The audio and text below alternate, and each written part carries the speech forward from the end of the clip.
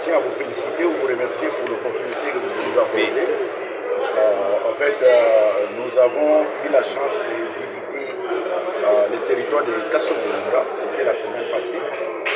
Comme député national, nous avons cette obligation constitutionnelle de visiter la population, que ce soit au niveau de Kenge comme État, la capitale provinciale de la province de Gwango, ou au niveau de Kassogo-Lunda, comme je suis l'élu de Kassogo-Lunda. Alors, c'est une question de redevabilité collective, c'est-à-dire nous qui sommes les élus du peuple et les membres du gouvernement, nous avons, n'est-ce pas, l'obligation de travailler de telle enseigne que la population congolaise, dans toute son entièreté, puisse vraiment se retrouver. On a visité les écoles, les routes. Alors je me suis dit que je devrais quand même amener ces désirata au niveau de l'Assemblée nationale pour que les élus sachent et que nous soyons en mesure de travailler ensemble avec le gouvernement pour voir comment remédier à ces problèmes qui tourmentent nos populations, surtout ceux qui habitent l'intérieur du pays. Voilà la raison.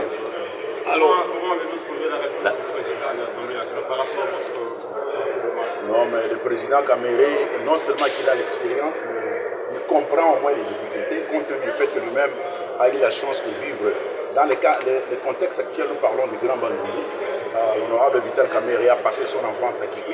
Donc il comprend que le Grand Bandundu a un problème sérieux de route. Donc il a été avec nous et nous pensons qu'ensemble, nous allons trouver une solution à ce problème. Est-ce que vous avez pu épingler quelques problèmes qui se posent à la base? Bon, le problème là-bas, bon, comme député national, nous avons eu la chance d'aider tant soit fait avec ce qu'on avait. Mais l'essentiel ici serait de venir au niveau du gouvernement et voir comment on peut faire des lobbying pour trouver des solutions. Parce que, par exemple, le problème des routes, nous avons besoin que le gouvernement, les ministres des infrastructures qui soient en mesure au moins de voir comment nous aider. Parce que nous avons besoin non seulement des routes, mais nous avons besoin aussi d'autres infrastructures. Par exemple, je venais de parler des écoles. On n'a pas des écoles là-bas, on n'a pas des hôpitaux.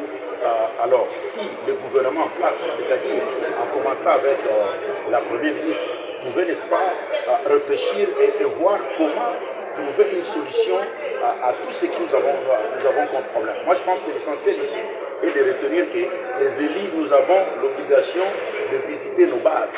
Et lorsque nous revenons à Kinshasa, nous avons encore ce droit de passer ici au niveau de l'Assemblée nationale et chercher à expliciter tout ce que nous avons vécu comme problème au niveau de la base pour que le peuple congolais soit en mesure de comprendre ce qui se passe. Voilà. Merci beaucoup. C'est à moi de vous remercier.